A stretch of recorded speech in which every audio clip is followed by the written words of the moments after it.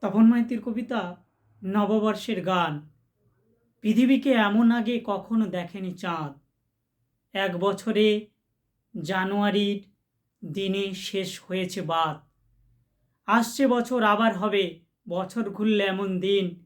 কে পেল, কি হারালো, জীবনের কাছে অনেক ঋণ। পৃথিবীকে এমন আগে কখনো দেখেনি রাত। নতুন বছর পয়লা জানুয়ারি বাড়িয়ে দিল হাত। এপার ওপার নববর্ষে জাগুক নবপল্লব গান।